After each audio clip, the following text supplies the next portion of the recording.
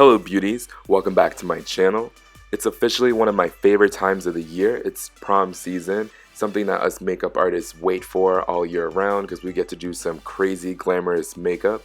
I've seen some really beautiful dresses on Instagram that you guys are going to go to prom in, and I'm feeling so inspired, so I hope you guys enjoy this beautiful prom glam. Alright guys, let's get started. I've already primed Anna's eyes using Mercier's eyeshadow base in the shade Wheat. Next, using my MAC 224 Fluffy Blender, I'm going to grab the shade Limit out of my Naked 3 palette. Now I'm going to start to work that into her crease using windshield wiper motions, and you guys have heard me say this a million times. I always do this step with the eyes open because that way you really know where you're placing that eyeshadow. The reason I chose this shade is because it's going to create a really soft crease and create the perfect base for the rest of the colors we're going to use next. Next, to add some depth to the crease, I'm going to grab the shade Nooner from the Naked 3 palette using my Chanel No. 20 brush. So in this step, I'm just really focusing on the crease and defining it a little bit more, so that's why I chose a more pointy and tapered brush.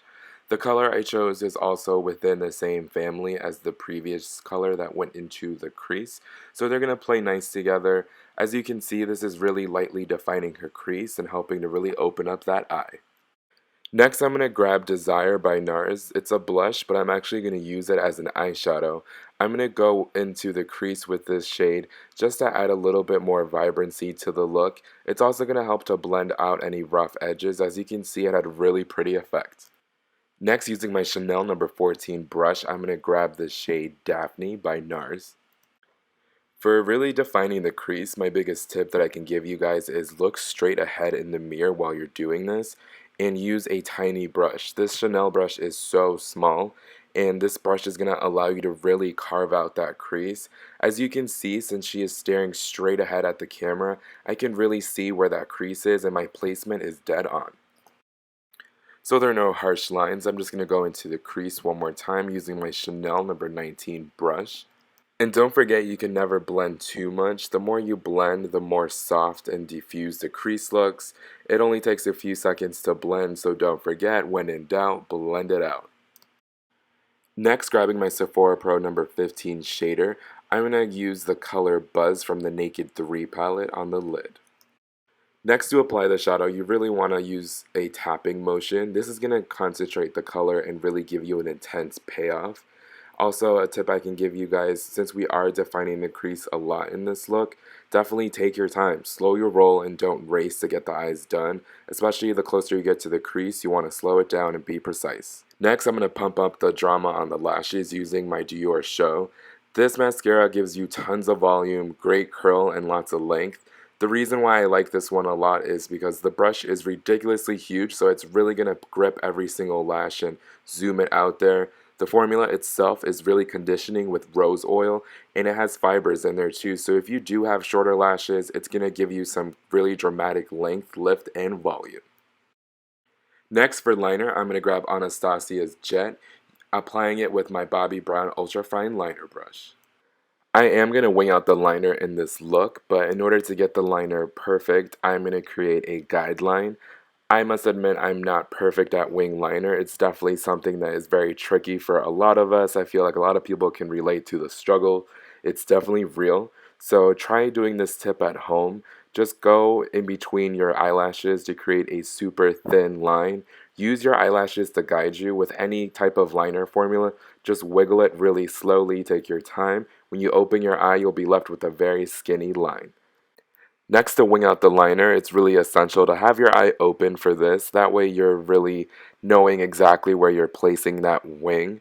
With the eye open, you can really control how far or how short you want that wing to be. We don't walk around with our eyes closed, so it's definitely very essential to do this step with the eyes open.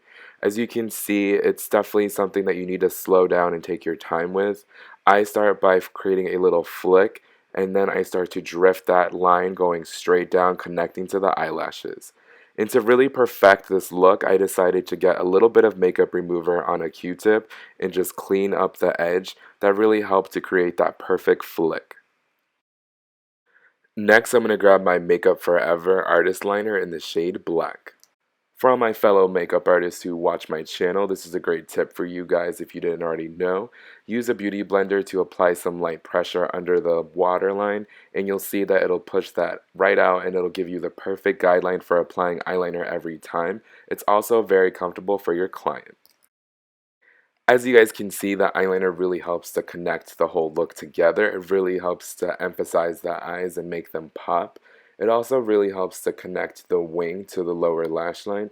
That way the wing looks more straight and dead on. Next, grabbing that exact same eyeliner, I'm just going to smudge this into her lower lashes. Take your time with this because you don't want it to get too sloppy or too wide. I'm not really going for a smoky look. I'm just going to use this as a base for the eyeshadow that we're going to use next. Next, grabbing one of my favorites by Sephora, the number 18 Pro brush. I'm going to grab the shade Pandemonium from my Vice 4. The reason that I used a black liner as a base for this is because this shadow in particular is very glittery and very chunky, so I definitely wanted it to have something to stick to when I'm placing it on the eye area.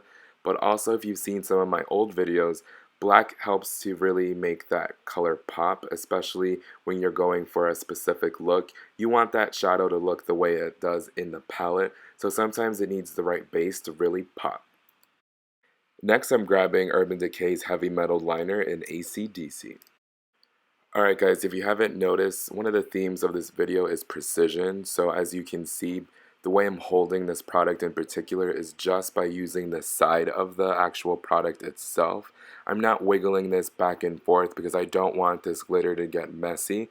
I just wanted to add a fun pop of glitter under the lash line, so take your time and only use the edge of the product.